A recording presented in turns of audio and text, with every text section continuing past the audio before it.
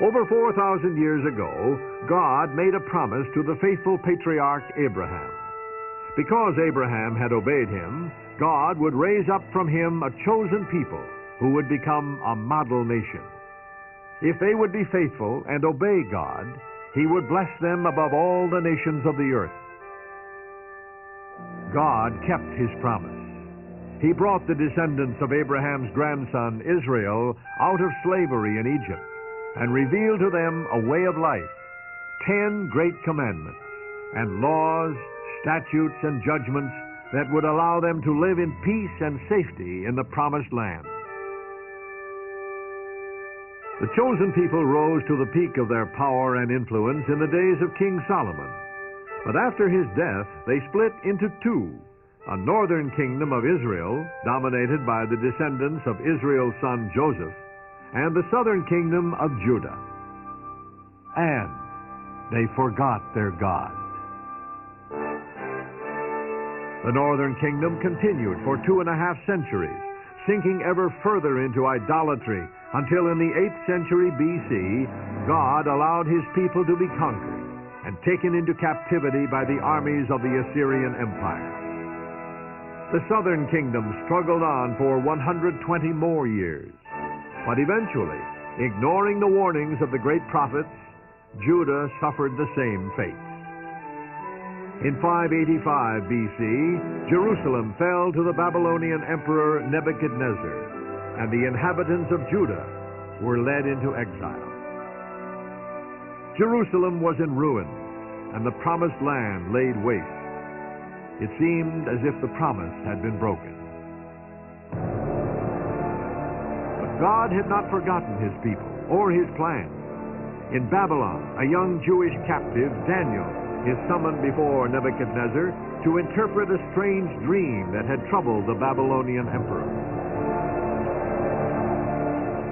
You, O king, were watching, and behold, a great image. This great image, whose splendor was excellent, stood before you, and its form was awesome. This image's head was of fine gold, its chest and arms of silver, its belly and thighs of bronze, its legs of iron, its feet partly of iron and partly of clay.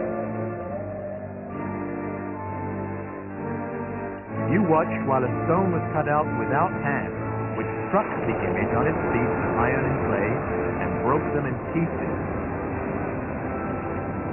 And the stone that struck the image became a great mountain and filled the whole earth.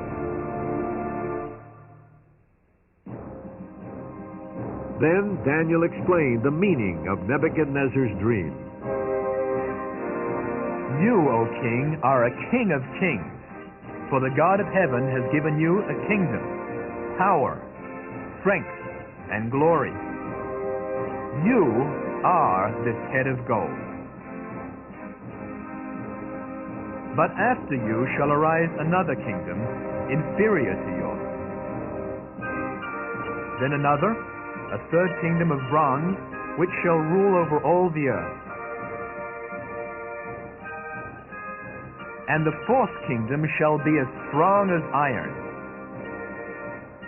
And like iron that crushes, that kingdom will break in pieces and crush all the others.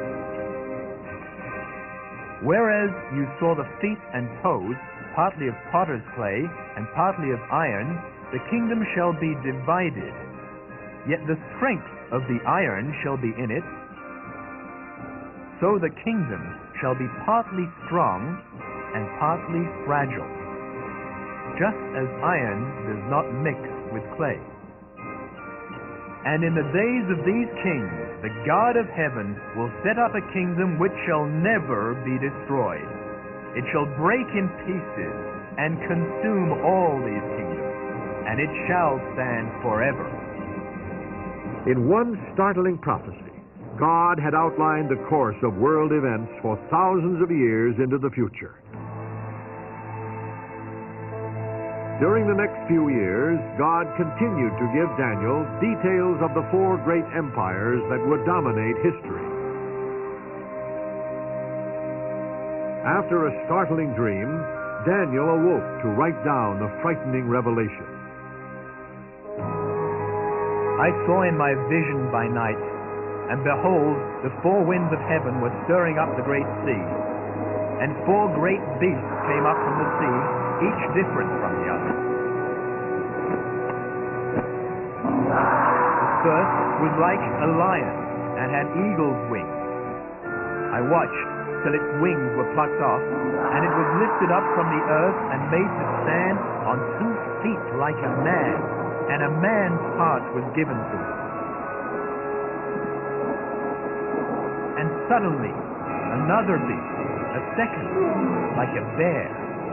It was raised up on one side, and had 3 ribs in its mouth between its teeth. And they said thus to it, Arise, devour much flesh. After this I looked, and there was another, like a leopard, which had on its back 4 wings as a bird. The beast also had 4 heads, and dominion was given to it. After this I saw in the night visions, and behold, a 4th beast, dreadful and terrible, exceedingly strong. It had huge iron teeth. It was devouring, breaking in pieces, and trampling the residue with its teeth. It was different from all the beasts that were before it, and it had 10 horns.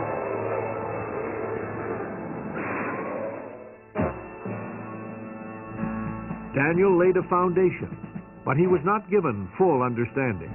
That would not come until many centuries had passed, and the world was in the tumultuous age spoken of in prophecy as the time of the end.